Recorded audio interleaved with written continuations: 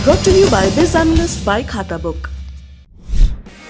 ना कंप्यूटर ना फाइल, अब टैली डेटा ऑन मोबाइल बिज एनालिस्ट के साथ।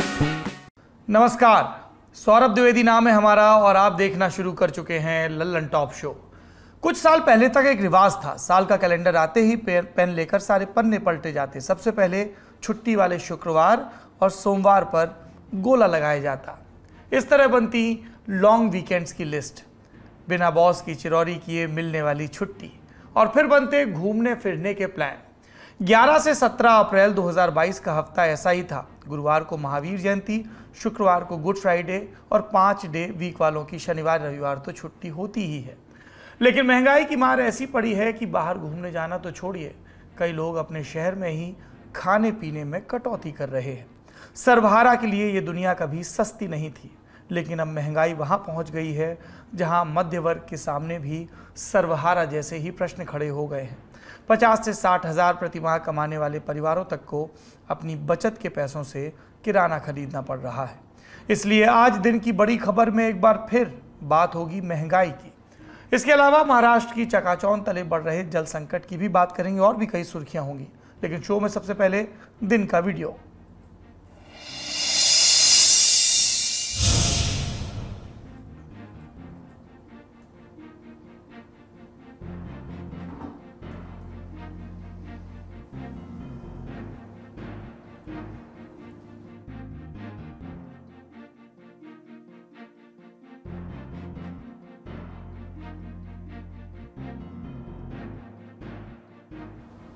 जिंदगी के लिए ज़रूरी होता है खाना, ज़रूरी होता है पानी, लेकिन उसी पानी के लिए 1-2 दिन नहीं हर रोज़ ज़िंदगी दांव पर लगानी पड़े तो क्या कहेंगे। सूबा महाराष्ट्र, ज़िला नासिक के रोहिले गांव की ये तस्वीर। गांव में पानी की भयंकर समस्या है। 2 किलोमीटर दूर से महिलाएं इस कुएं पर पानी लेने आती हैं। जल स्तर इतना नीचे चला गया है कि पानी के लिए महिलाओं को सीढ़ी के सहारे कुएं में उतरना पड़ता है, जहां हर वक्त खतरा बना रहता है। ये वहीं का वीडियो है, वही महाराष्ट्र जो खुद को सबसे ज़्यादा इन्वेस्टमेंट वाला राज्य बताता है, सबसे ज़्यादा जीडीपी कलेक्शन देता है, सबसे ज़्यादा रेवेन्यू जनरेट करता है, मगर सरकारी अमला एक अदद पाइप तक नहीं लगा पा रहा। देश के सबसे समृद्ध राज्यों में से एक के लिए ऐसी तस्वीरें हर साल शर्म का विषय बन जाती हैं। जिस प्रशासन पर टैंकर या दूसरे संसाधनों से पानी पहुंचाने का जिम्मा रहता है, वो काम पूरा नहीं करता, जिसकी वजह से ज़िंदगी यहाँ एक एक बाल्टी पानी के लिए संघर्ष करती है। ऐसी बदहाली पर जब अधिकारियों से पूछा गया तो सुपरिटेंडेंट इंजीनियर अलका अहिर ने जवाब दिया। कहा, नासिक में पानी की स्थिति पिछले साल के मुकाबले बहुत अच्छी है। पिछले साल जल का स्तर 44% पर था और आज के समय में ये 46% है। फिर आश्वासन भी दिया गया कि जून से पानी की दिक्कत नहीं आनी चाहिए। मतलब अभी क्या ये मानकर चला जाए कि आधा अप्रैल और पूरे मई पानी की दिक्कत होगी, तो फिर ये अच्छी स्थिति कैसे है जिसमें प्यास बुझाने की कीमत जान की बाजी है। सोचिएगा। अब बढ़ते हैं दिन की सुर्खियों की तरफ। प्रधानमंत्री नरेंद्र मोदी ने गुजरात के भुज में 200 बेड वाले के पटेल सुपर स्पेशलिटी अस्पताल का आज उद्घाटन किया। वीडियो कॉन्फ्रेंसिंग में बोलते हुए प्रधानमंत्री मोदी ने बड़े दावे के साथ एक बड़ी भविष्यवाणी की। कहा कि केंद्र सरकार की हर जिले में कम से कम एक मेडिकल कॉलेज स्थापित करने की योजना है, ये होने जा रहा है, जिसकी वजह से देश को अगले 10 सालों में रिकॉर्ड संख्या में डॉक्टर मिलेंगे। अक्सर आबादी के अनुपात में डॉक्टरों की कमी का हवाला दिया जाता है। इसे ही दूर करने के प्रयासों का उल्लेख प्रधानमंत्री ने आज किया। अगली सुर्खी प्रधानमंत्री नरेंद्र मोदी के संसदीय क्षेत्र वाराणसी से जुड़ी है। काशी विश्वनाथ ज्ञानवापी मस्जिद केस में जिला अदालत ने एडवोकेट अजय कुमार को कमिश्नर नियुक्त करने का फैसला किया। नियुक्त कमिश्नर को 19 अप्रैल को मंदिर मस्जिद परिसर का दौरा कर वीडियोग्राफी करने का आदेश दिया गया। सिविल जज सीनियर डिवीजन ने फैसला सुनाते हुए मौके पर पर्याप्त सुरक्षा बल तैनात करने के भी आदेश दिए, ताकि किसी भी तरह की कोई अप्रिय घटना ना हो। याचिकाकर्ता ने परिसर के निरीक्षण, रडार अध्ययन और वीडियोग्राफी के लिए कोर्ट से आदेश मांगा था। ज्ञानवापी मस्जिद को लेकर कुछ गुटों के द्वारा दावा किया जाता है कि इसके नीचे बड़ा ज्योतिर्लिंग है। ढांचे की दीवारों पर देवी देवताओं के चित्र भी प्रदर्शित हैं। दावा किया जाता है कि काशी विश्वनाथ मंदिर को साल 1664 में औरंगजेब ने नष्ट कर दिया था। औरंगजेब ने मंदिर के अवशेषों पर मस्जिद बनवा दी थी, जबकि मुस्लिम पक्ष इस दावे को खारिज करता है। अंजुमन इंतजामिया, मस्जिद कमेटी और सुन्नी सेंट्रल वक्फ बोर्ड की तरफ से दाखिल प्रतिवाद में कहा गया कि यहाँ कभी मंदिर नहीं था, न ही औरंगजेब ने कभी तोड़ा। यह मुस्लिम पक्ष का दावा है कि मस्जिद यहाँ बहुत पहले से कायम है। पहली बार राम मंदिर आंदोलन के दौरान साल 1991 में इस विवाद को लेकर भी मुकदमा दाखिल हुआ था। पूजा की अनुमति मांगी गई थी। इलाहाबाद हाईकोर्ट ने स्टे ऑर्डर लगाते हुए 1993 में यथास्थिति बरकरार रखने का आदेश दिया था। स्टे ऑर्डर की वैधता पर सुप्रीम कोर्ट में भी सुनवाई हुई। सुप्रीम कोर्ट के फैसले के बाद 2019 में फिर से वाराणसी की जिला अदालत में मामले की सुनवाई शुरू हो गई। 8 अप्रैल 2021 को वाराणसी की कोर्ट ने मस्जिद के पुरातात्विक सर्वेक्षण का आदेश दिया। 9 सितंबर को इलाहाबाद हाईकोर्ट ने निचली अदालत के आदेश पर रोक लगा दी। अब वाराणसी जिला कोर्ट ने सितंबर 2020 में दाखिल हुई एक अन्य याचिका पर यह वीडियोग्राफी का आदेश दिया है। अगली खबर सुप्रीम कोर्ट से है। मन करता है कि कुछ मामलों की सुनवाई अगर लाइव देख सकते तो कितना बढ़िया रहता। पता चलता कि कोर्ट में सुनवाई कैसे होती है। जैसा फिल्मों में दिखाया जाता है वैसा ही ऑर्डर नुमा या फिर कुछ और। बहुत जिज्ञासाएं कोर्ट को लेकर रहती हैं। भूमिका और इच्छाओं में ही खबर है अगले साल सुप्रीम कोर्ट का टीवी चैनल आ सकता है। जनता से जुड़े खास मुकदमों की सुनवाई के सीधे लाइव प्रसारण की व्यवस्था की जा सकती है। सुप्रीम कोर्ट की ई कमेटी इस बारे में विचार विमर्श कर रही है और जल्द ही कमेटी इस पर फैसला भी करेगी। सुप्रीम कोर्ट के न्यायाधीश और ई कमेटी के अध्यक्ष जस्टिस चंद्रचूड़ ने बताया कि संसद टीवी की तर्ज पर सुप्रीम कोर्ट का भी एक अलग चैनल होगा। उस पर सुप्रीम कोर्ट में जो महत्वपूर्ण मुकदमों की सुनवाई हो रही है और कार्रवाई हो रही है उसका सीधा प्रसारण मुमकिन होगा। कोविड काल के दौरान इस चैनल का आइडिया आया। 20 मार्च 2020 से वीडियो कॉन्फ्रेंसिंग के जरिए सुप्रीम कोर्ट की कार्रवाई ऑनलाइन 2 साल तक चली। ये व्यवस्था भी ऐप के जरिए सीधे प्रसारण जैसी ही है। फिलहाल इसे देखने का अधिकार कुछ अधिकृत लोगों तक ही सीमित है। अगली सुर्खी, केंद्र सरकार ने केंद्रीय विश्वविद्यालय में सांसद और कलेक्टर कोटे को खत्म करने का बड़ा फैसला लिया। देश भर के केवी स्कूल में अब तक सांसद कोटे से करीब 7,500 एडमिशन लिए जाते थे। प्रति स्कूल 10 एडमिशन सांसद कोटे से हो सकते थे। कलेक्टर यानी डीएम के पास भी 17 नामों की संस्तुति करने का अधिकार था। साल 1975 में केंद्र सरकार ने केंद्रीय विद्यालयों में विशेष योजना के तहत सांसद कोटा का निर्धारण किया था। इसके तहत लोकसभा और राज्यसभा के सभी सांसदों के लिए सीटों की संख्या तय की गई थी। इसके माध्यम से जनप्रतिनिधि अपने क्षेत्र के प्रमुख और जरूरतमंद लोगों को ये सुविधा दे सकते थे। लेकिन अब इस व्यवस्था को खत्म करने का फैसला किया गया है। इसके पीछे तर्क था कि इसका दुरुपयोग हो रहा है। बीते सत्र में लोकसभा में कांग्रेस सांसद मनीष तिवारी ने भी सांसद कोटे की सीटों को खत्म करने की मांग सदन के सामने रखी थी, तभी से चर्चा थी। बीजेपी सांसद सुशील मोदी भी लगातार इसके खिलाफ मुहिम चला रहे थे। सुनिए इस फैसले पर उन्होंने क्या कहा। कि ये जो क्लास की जो क्षमता है, नई शिक्षा नीति कहती है कि 1 शिक्षक और 30 छात्र होना चाहिए। इसमें एक कक्षा में 50-60 तक बच्चे चले जाते हैं। तो इसलिए, और दूसरा कि लोकतांत्रिक व्यवस्था में और किसी को डिस्क्रिशनरी पावर हो, ये आज के ज़माने में उचित नहीं है। चाहे वो पीएम हो, डीएम हो, सीएम हो या एमपी हो, कोई हो, किसी को भी कोई डिस्क्रिशनरी पावर नहीं होना चाहिए। तो इसलिए हम लोग लगातार ये मांग करते रहे कि लोकतांत्रिक व्यवस्था में ये उचित नहीं है। और दूसरा कि देखिए, एमपी के पास सैकड़ों लोग आते हैं, कोटा है 10 का, अगर कल बढ़ाकर 20 कर देंगे, 30 कर देंगे तो 1000 लोग आते हैं, तो 30 लोग खुश होंगे, बाकी लोग नाराज होंगे।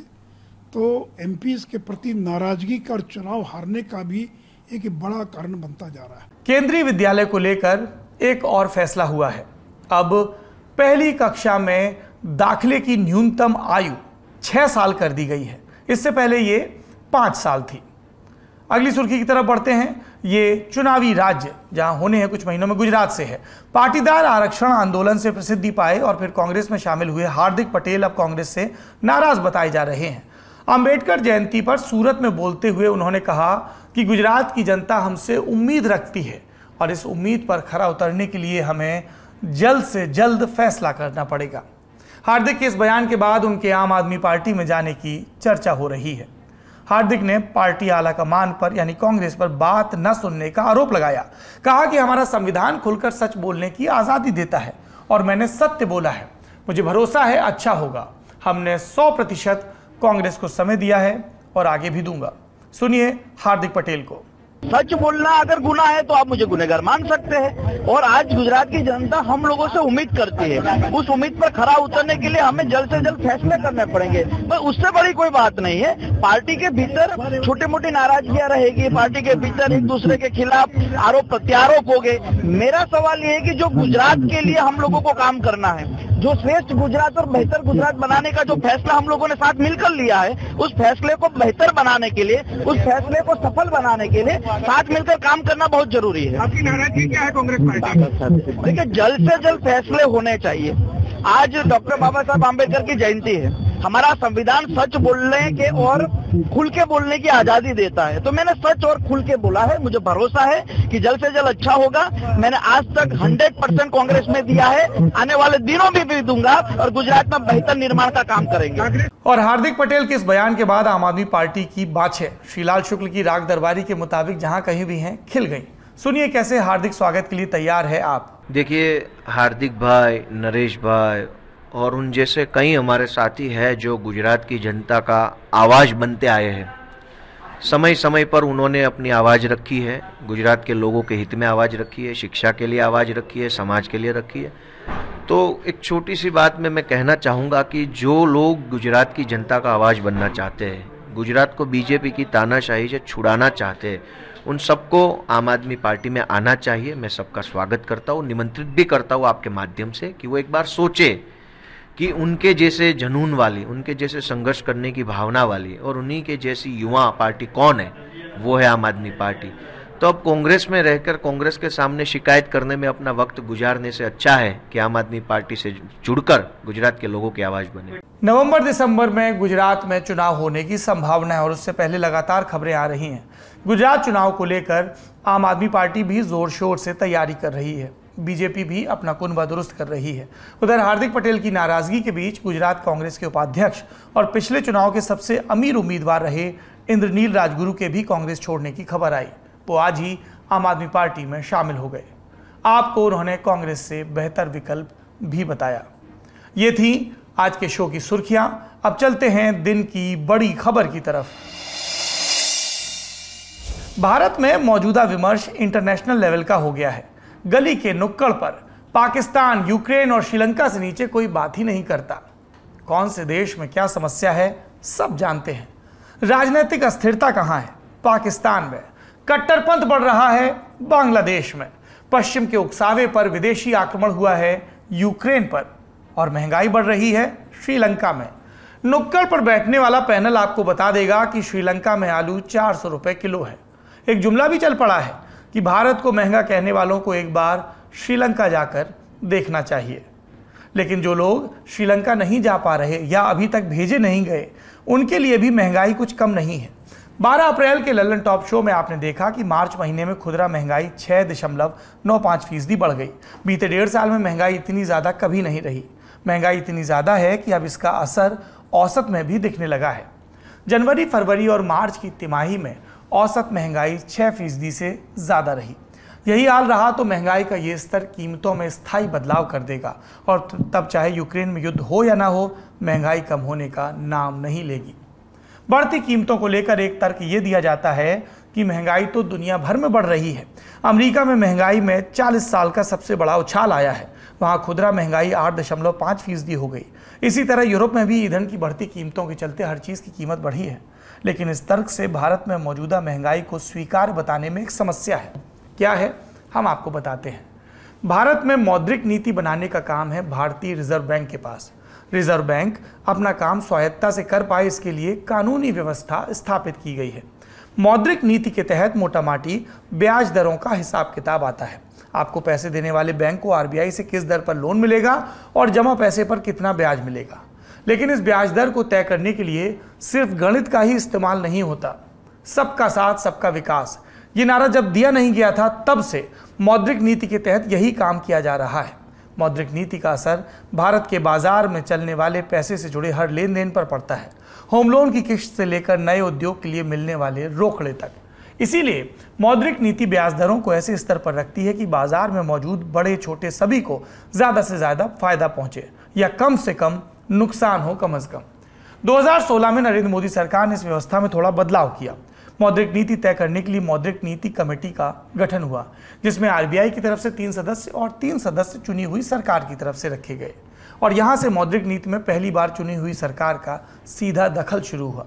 अब भी कमेटी के अध्यक्ष आरबीआई गवर्नर सबसे शक्तिशाली होते हैं, लेकिन अब सरकार बैठकों में अपनी बात रखती है, दर्ज करवाती है। तो आरबीआई और केंद्र सरकार की साझा कमेटी ने तय किया था कि मार्च 2026 तक भारत में सालाना महंगाई 4% रहे। 4% से इतर महंगाई दर न्यूनतम 2% और अधिकतम 6% तक हो सकती थी। इसे कहते हैं लोअर एंड अपर टॉलरेंस। फिलहाल महंगाई दर है 6.95%।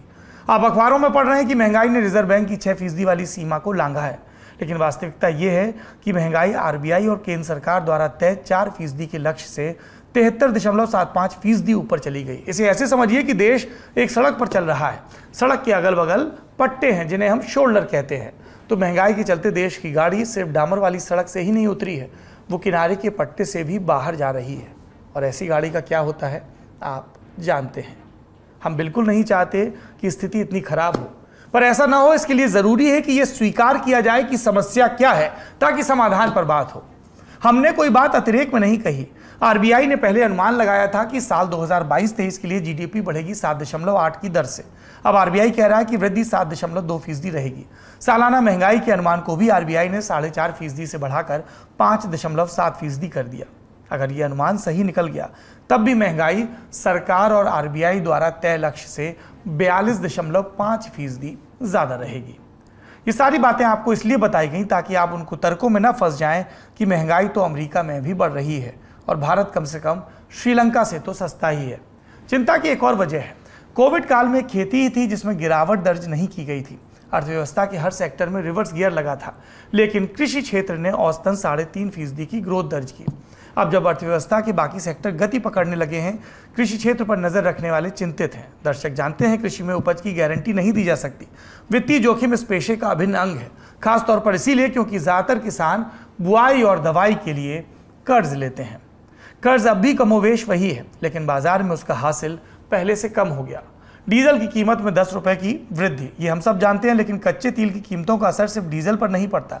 कच्चे तेल और गैस से कई रसायन बनाए जाते हैं जिन्हें हम पेट्रोकेमिकल कहते हैं। कच्चे तेल की कीमतें बढ़ी तो पेट्रोकेमिकल महंगे हुए और इसने प्लास्टिक से लेकर उर्वरकों तक की कीमत में बेतहाशा वृद्धि की। और ऐसे ही कारकों के चलते सिर्फ 6 महीने के भीतर खेती की लागत 22% तक बढ़ गई है। अब किसानों के पास सिर्फ 2 रास्ते हैं, या तो वो पहले से ज़्यादा कर्ज लें या फिर बुआई का रकबा कम करें। किसी तरह से बुआई में सफल हुए तो बाजार में दूसरी चुनौती किसानों का इंतजार कर रही है। लागत 22% बढ़ी है, लेकिन न्यूनतम समर्थन मूल्य में बढ़ोतरी हुई सिर्फ 2 से 5% की। यूक्रेन संकट के चलते गेहूं को अंतर्राष्ट्रीय बाजार में बहुत अच्छा भाव मिलने की उम्मीद है। इसीलिए पंजाब समेत कई राज्यों में प्राइवेट प्लेयर्स एमएसपी से ज़्यादा पैसे देकर खरीद भी कर रहे हैं, यानी गेहूं के किसान फायदे में दिख रहे हैं। ये तब है जब गेहूं का बड़े पैमाने पर निर्यात हो, यानी खरीद बढ़े इस तरह से, और किसान खुले बाजार में अपने माल की कीमत वसूलें। यहीं पर कई सरकार समर्थक कहते भी हैं कि किसान के हितों में जो कानून लाए जा रहे थे उनके मुताबिक वो यहाँ काम आते। पर ढेर सारे अगर मगर के साथ ही सही गेहूं के किसानों को जो उम्मीद है वो बाकी फसलों के किसानों के लिए शायद उतनी नहीं है। पक्के तौर पर कृषि क्षेत्र के विशेषज्ञ नहीं कह पा रहे हैं। क्यों?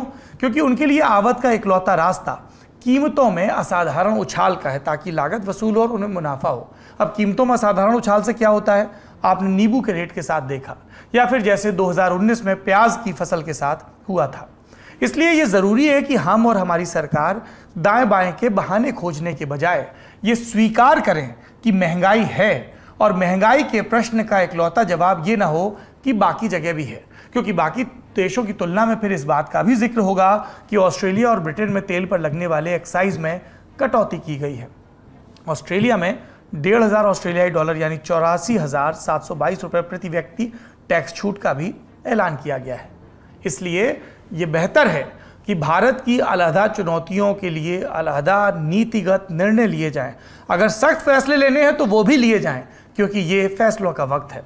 फिलहाल रूसी आक्रमण को दोष दिया जा सकता है, ये सही बात है, इंटरनेशनल फैक्टर्स रहते हैं, लेकिन हर देश की इकोनॉमी इससे जूझ रही है और बाहर निकलने का रास्ता तलाश रही है। और रही युद्ध की बात, तो क्या आज से 6 महीने बाद भी हम यही सोचते रहेंगे और दुआ करते रहेंगे कि रूस अपना आक्रमण रोक दे ताकि दुनिया भर की अर्थव्यवस्था सुधर जाए? ये वो प्रश्न हैं जिनके जवाब हमें हासिल करने हैं। आज के ललन टॉप शो में इतना ही। आखिरी में कू की राय, आप मौजूदा महंगाई की मार कब तक सह सकते हैं? ये सवाल सोशल मीडिया ऐप कू पर पूछा गया।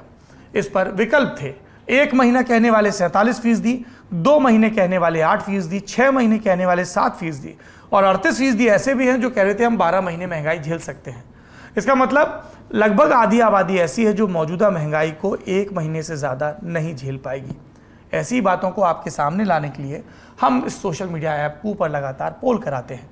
अगर आप भी इस पोल पर हमारा हिस्सा बनना चाहते हैं तो ललन टॉप को फॉलो करें, अलग अलग मुद्दों पर अपनी राय भी दे सकते हैं।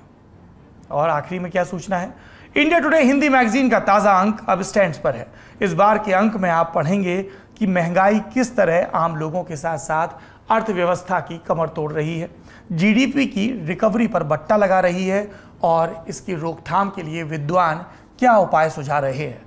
इसके अलावा आप जानेंगे गुजरात में भारतीय जनता पार्टी की तैयारियों का हाल, बिहार में आरटीआई कार्यकर्ताओं की हत्या का हाल, उत्तर प्रदेश और बिहार में विधान परिषद चुनाव में कौन से फैक्टर्स काम रहे, जो पार्टियों को मजबूती मिली, उसके पीछे की वजहें क्या हैं, और भी कई रपटे हैं जो आपका इंतजार कर रही हैं इंडिया टुडे हिंदी में। आज का ललन टॉप शो यहीं पर समाप्त होता है। अपना और अपनों का ख्याल रखिए। शुभ रात्रि। अरे जाओ जाओ, मैच तो हमें ही जीतना था। अपना बॉलर वो वाली गेंद ना फेंकता तो जीत जाते हम। वाह, उसके कैच ने तो मैच ही बना दिया। यार ये ओपनर्स अगर थोड़ा और तेजी से खेलते ना, बात बन जाती।